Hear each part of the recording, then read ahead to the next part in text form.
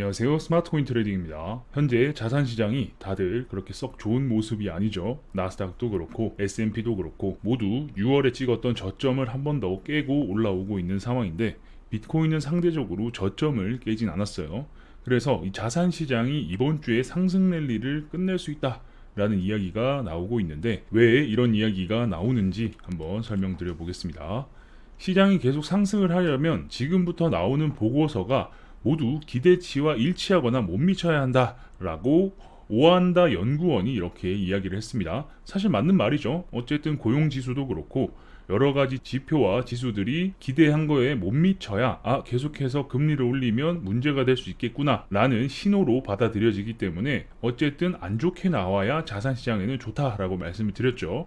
이 말의 속뜻은 얘는 지금 주가를 받쳐주는 수급이 그리 오래가지 않을 거라는 이야기를 돌려서 하고 있다 라고 볼 수 있겠습니다. 금세 종말을 보게 될 것. 사실 단어로 보면 굉장히 강력하고 무섭죠. 우리는 매우 역사적인 현장에 지금 서 있다라고 말씀드릴 수 있는데 매주 상황마다 우리는 선택을 강요받고 있습니다. 그죠? 선택이라는 건 결국 살 거냐 팔 거냐라는 거죠.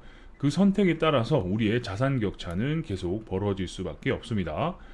나는 선택을 강요받은 적이 없는데 라고 생각하시는 분들은 그냥 귀 막고 모른 척 이라는 선택을 했다, 외면했다 라고도 볼 수 있겠죠. 그냥 뭐 무조건 존버, 나는 어쨌든 덮어놓고 존버할 거야 라고 하면 아무 의미가 없을 수 있지만 트레이딩을 하시는 분들은 계속해서 선택을 강요받았다 라고 말씀드릴 수 있겠는데 진짜 매주 뉴스가 정말 스펙타클하다 라고 말씀드릴 수 있겠습니다. 기준금리를 올리면서 양적 완화를 동시에 진행하는 나라가 있죠. 바로 영국에서 이걸 하고 있습니다. 사실 듣보잡 나라도 아니고 개발도상국도 아니고 이런 일이 벌어진다는 것 자체가 굉장히 쇼킹하죠.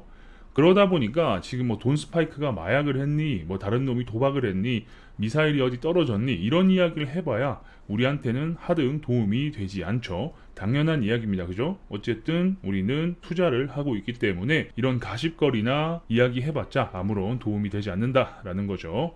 뜬금없이 부동산 거물이라는 사람이 금리를 그만 좀 올리라는 메시지를 띄웠습니다. 뉴스에 이렇게 나온 거죠. 베리 스탠리 히트라는 스타우드 캐피탈 최고 경영자가 이야기를 했습니다. 이 CEO가 갑자기 뉴스를 탄 이유가 뭘까요? 리만 사태 아시죠? 2008년에 터졌던 이 리만 사태가 터질 때 바로 그 시작이 부동산에서 시작했기 때문입니다. 부동산이 터지고 파생 상품들이 연달아 붕괴하면서 그 상위에 리만 브라더스 은행까지 박살이 났던 거죠. 이런 유사한 움직임이 미국이 아닌 영국에서 과거 리만 때처럼 똑같이 채권이 연달아 박살나는 상황이 연출이 되니까 경황이 없어 일단 말은 안 되지만 우리 양적 완화한다 라며 질러버렸습니다. 연기금, 우리나라로 치면 국민연금 같은 곳에서 투자 금액의 3분의 2가 한 번에 날아갈 뻔한 마진콜이 뜬 그런 상황에서 이런 발언을 하게 된 겁니다. 그렇다면 기준금리를 내려야지 양적 완화의 효과가 있는데 금리는 올리고 있죠. 그러니까 이게 상반되는 거예요. 사실 말이 안 되는 건데 즉 우리는 양적 완화와 양적 긴축을 동시에 하는 선진국을 보고 있는 상황입니다. 이게 양립할 수 없다는 것은 고등학생, 중학생도 알죠. 이건 학교에서 배우는 부분이니까 어쨌든 금리, 기준금리를 올리면서 양적 완화를 말하는 건 사실 말이 안 된다라는 거죠. 그런데 분위기는 오히려 괜찮아. 좀 뭐 등신 같아 보이긴 하지만 잘했어. 틀을 깨는 발상이었어. 라면서 어물쩡 대충 넘어가는 분위기가 잡히고 있어요. 역시 말도 안 되는 문장도 배운 사람이 이야기하면 용인이 된다라는 게 또 굉장히 와닿네요. 아무튼 이 정도로 긴박하게 돌아가는 상황이었고 그 상황은 여전히 개선되지 않고 있습니다. 그러다 보니까 사람들은 과거의 사례를 이용해서 현재를 판단하죠. 어쨌든 과거에 이렇게 흘러갔으니까 이번에도 이렇게 흘러갈 거야 라는 심리가 굉장히 강하게 작용을 하는데 그게 바로 6월 랠리입니다. 6월에 바닥을 찍고 나서 반등이 나왔었죠. 다우는 이미 6월과 다르다라고 하면서 저점을 깬 상황이죠. 지금 만약 랠리라면 최근 6월이 비슷할 수 있다라는 이야기가 나오고 있습니다. 어쨌든 저점은 깨졌다.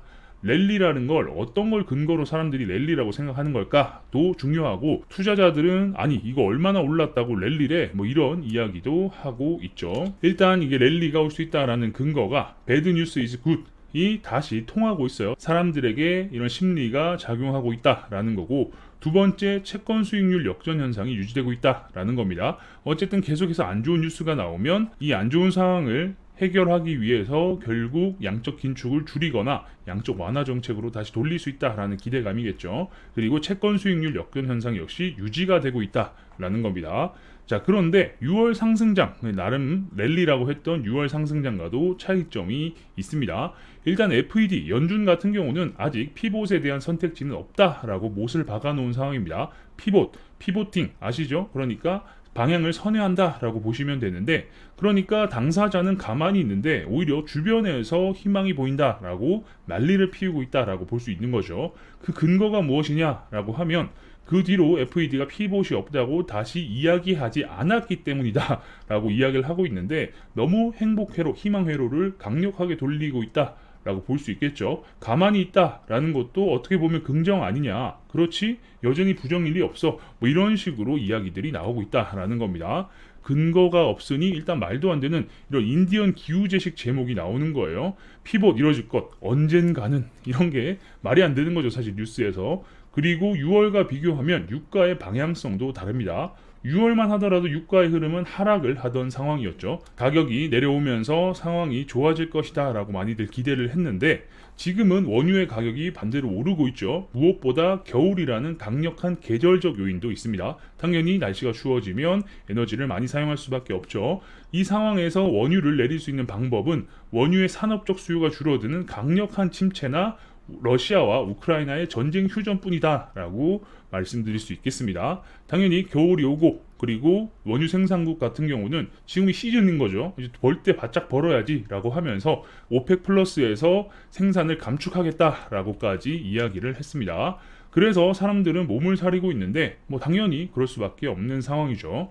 매일매일 다니는 길은 내비를 안 보고도 잘 다닐 수 있지만, 지금은 처음 달리는 길에 길도 험한 상황입니다. 그런 길은 큰 길로 돌아가거나 좀 천천히 달리는 게 당연히 안전하겠죠. 내비도 없고 지도도 없고 그냥 처음 가는 길을 가다 보니까 천천히 가는 게 안전하다. 그래서 몸을 사리고 있고, 지금 상황은 모두가 처음 겪는 상황, 그죠? 양적 긴축과 완화를 동시에 하고 있고, 막 지금 말도 안 되는 상황들이 일어나고 있기 때문에 이런 상황에서는 조심을 할 필요가 있다. 만약 금요일에 고용 보고서가 강하게 나온다 라고 하면 오히려 금리 인상을 더 강력하게 하면서 이 랠리가 마무리될 수 있다라는 걸 오한다 연구원이 말을 했다라는 겁니다. 그래서 이제 금요일은 당장 내일이죠. 그리고 이 보고서가 어떻게 나올지 또 우리는 집중해서 관심 있게 볼 필요가 있다라는 점 말씀드리기 위해서 영상 만들어 봤습니다.